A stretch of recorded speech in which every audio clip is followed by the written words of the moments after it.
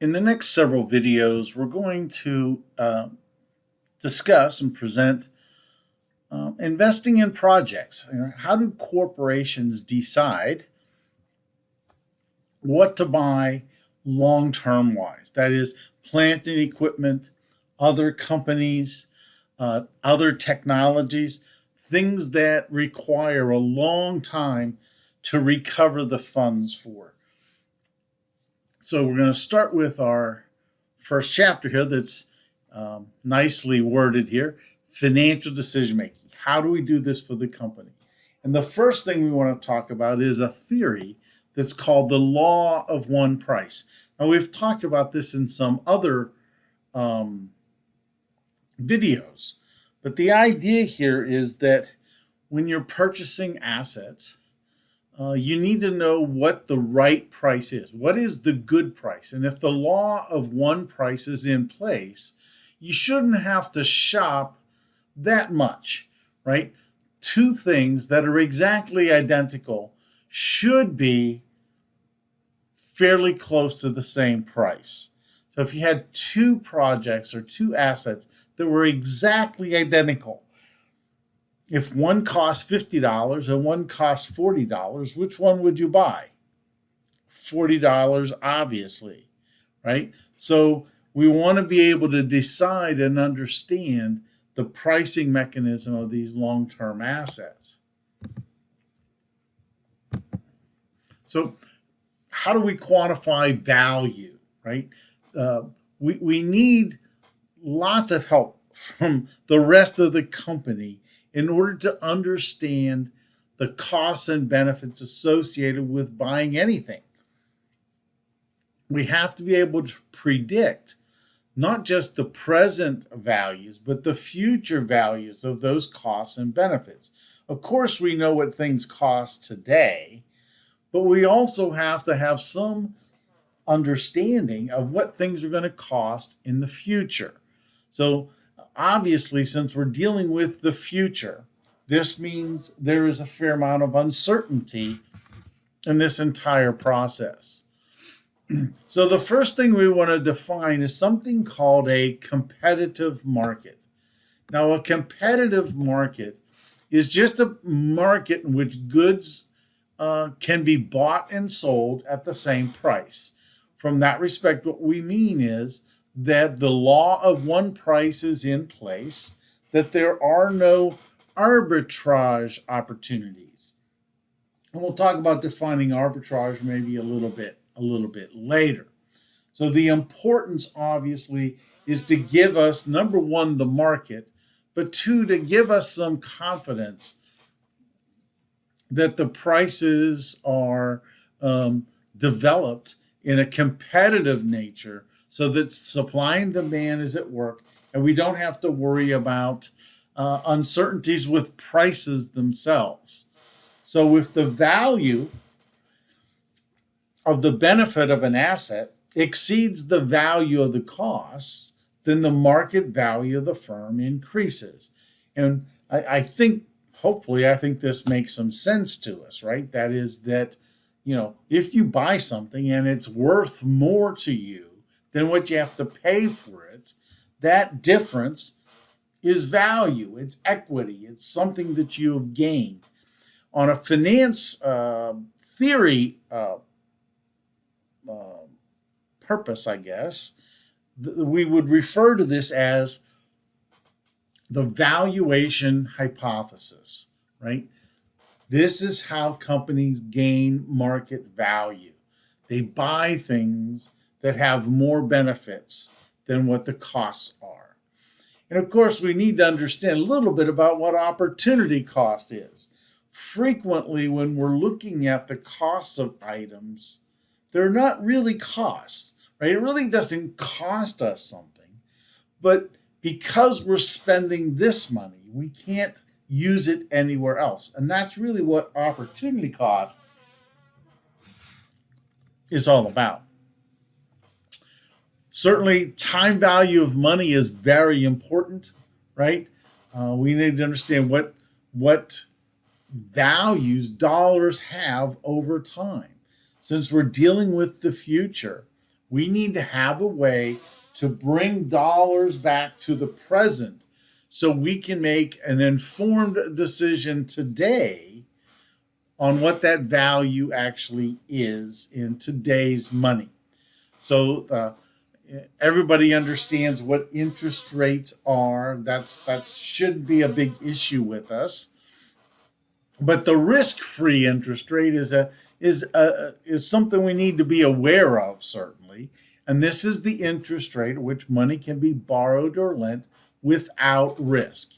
And to kind of give us a little clue here, the only entity that can borrow and lend without risk is the United States government. So the securities that we're talking about here that can represent this risk-free rate are United States Treasury securities. So we have to be aware of, obviously, of what that rate is. And you can find that if you're looking at this PowerPoint presentation, you know that there is a note section, and it gives you some places where you can go and find and identify what that risk-free rate is. So let's move on and talk about the present value and the and how we use this in our decision making. The theory that measures this exact excess benefit, if you will, of buying something that has more value than cost. This is what's referred to as the net present value. It measures the change in firm wealth. So it measures shareholder wealth, right? So now, what is the formula?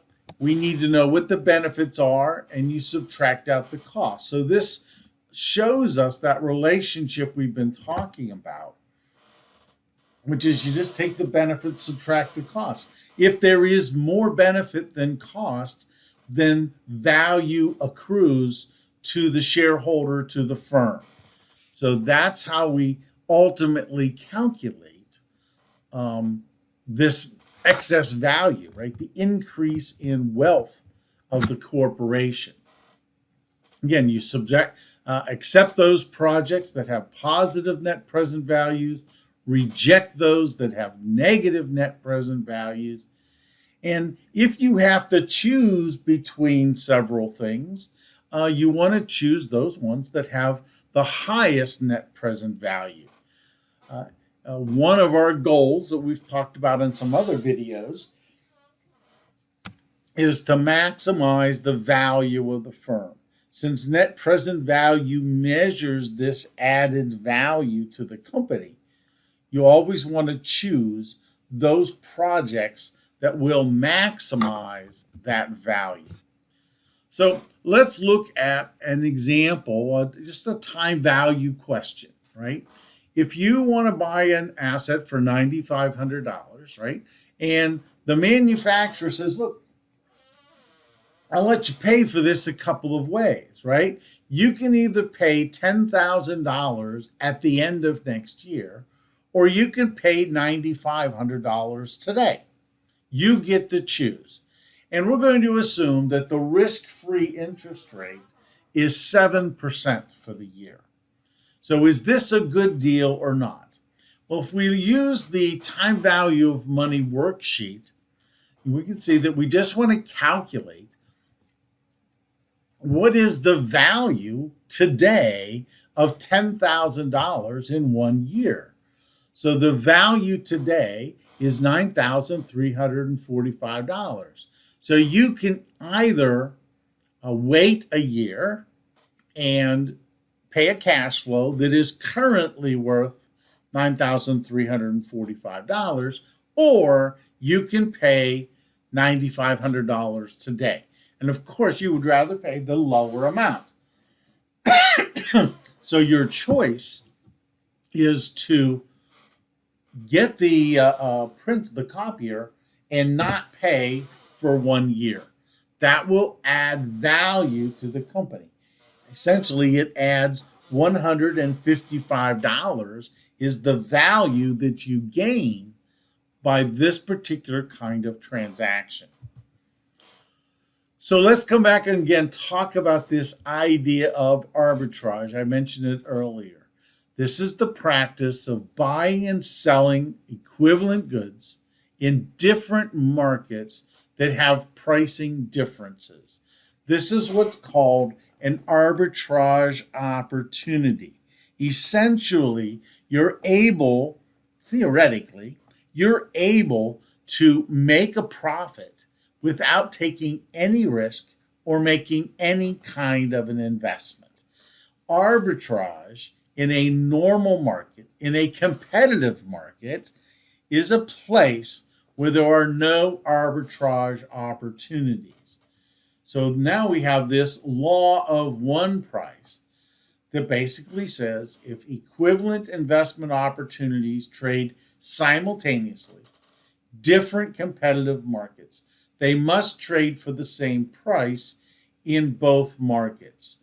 Again, the advantage of this is that we don't really need to check for a lot of varying prices in different markets. We don't have to shop all over the world in order to find the best price of an asset. They should be pretty close. Now, what we do have to understand, though, is that the prices won't be the same, right? They'll be close, but you have to worry about some other extraneous variables. That is, if I buy this asset across the street, it doesn't cost me anything to get it shipped to my building. But what if I have to have this asset shipped from Europe, right? There's a cost involved. There's insurance involved, right? So there are some costs. So the cost in Europe could be $3,000 less. And if it costs less than $3,000 to ship it to your building, then you should buy it and have it shipped. But if it's going to cost more than $3,000 to get it shipped to your house, then that means you're losing value. You might as well get it across the street. So again, this is our foundation here is this idea that net present value measures the gain in value to shareholders and the firm when we buy assets. And one of the theories that drives this is what's referred to as the law of one price. I look forward to talking to you in the next video.